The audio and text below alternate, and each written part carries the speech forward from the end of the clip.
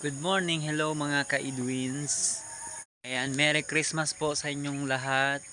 Ayan, so matagal po ako na hindi nakakapag-upload dahil ayun po, wala pong laging load.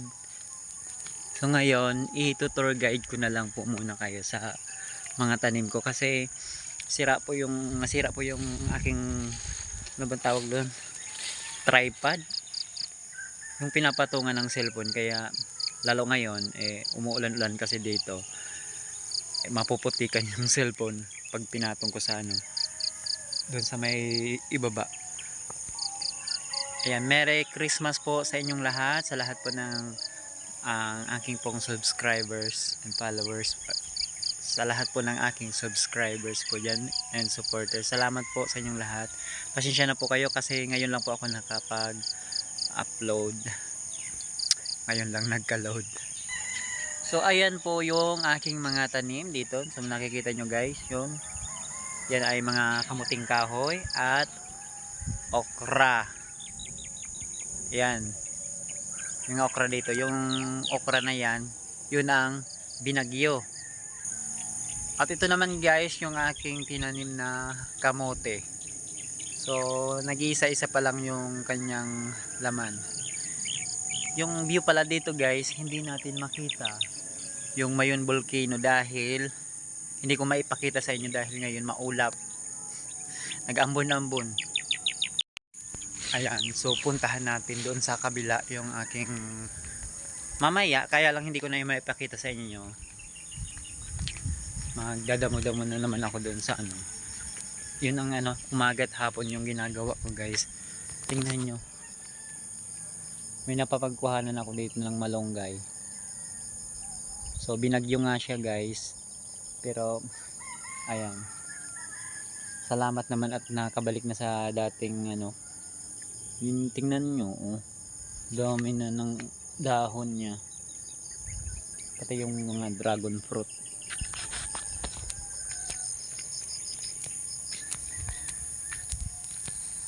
So ayun yung bahay ko yung binagyo. Ayan guys, yung mga okra, pa dito. Tapos mga tanglad.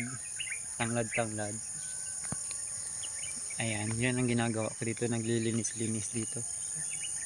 Yan, yung mga kamuting kahoy. May halo siyang okra.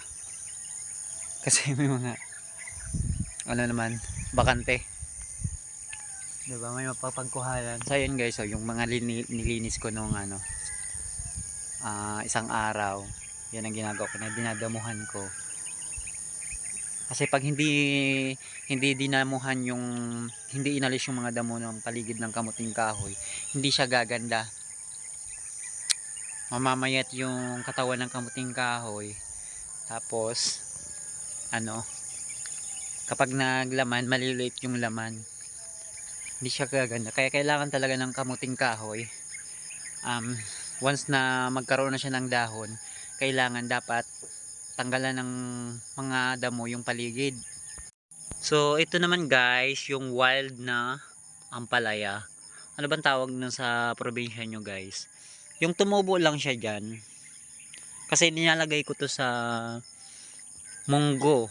Yan, kapag nagugulay ng munggo yung dahon niya, or kapag nagugulay pa ako na nagigisa, ganyan. Hinahalo ko siya sa So ito pa nga guys, oh. Ayan, yung mga wild na ampalaya, maliit. Ayan, so may mga bunga-bunga na din pala yung okra guys. Kukuhanin ko yung okra kasi favorite ko siyang ilagay sa sinaing. Ay, nagano na pala dapat nito, pinapagapang dito sa kasi nakahalo sa okra yung dahon niya. Ayan guys, so ayun, so fresh na yung mga dahon ng itong ampalayang maliliit. Ayan, so ayun, maraming benepisyo yan guys sa katawan. Ayan, so yun ang view, maulap, gulan-ulan. Ayan, hindi ako nakasimba, nasimbang tulog ako kasi napagod kahapon. And kuhanin natin tong okra kasi lalagay natin sa sinaing. Yun na, so yun ang ulam ko. Yan.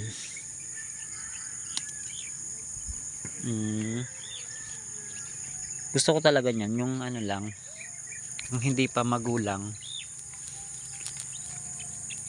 Para ano, malambot pa. Ito matigas na to eh. Sana tayo ng ano pa, yung medyo bata-bata pa. Ay, ito pwede pa to.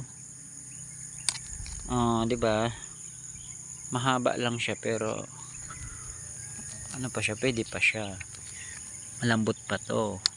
Yan oh, 'di ba? Meron pa dito. Kasi sayang nito. Titigas lang naman. Ayan oh.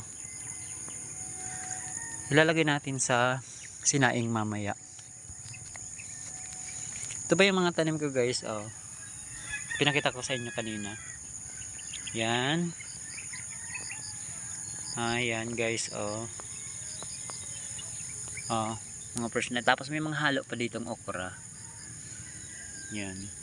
So yan guys. Yung kamuting kahoy ko mga fresh na yan. Oh.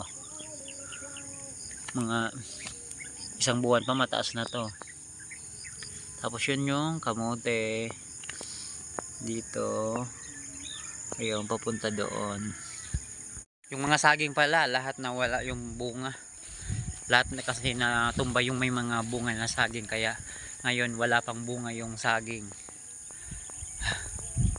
Yan lang guys, so maraming salamat sa inyo, sa ito ang lang ang pagtutur ko sa inyo. Ayan, so Merry Christmas sa inyong lahat po and Happy New Year.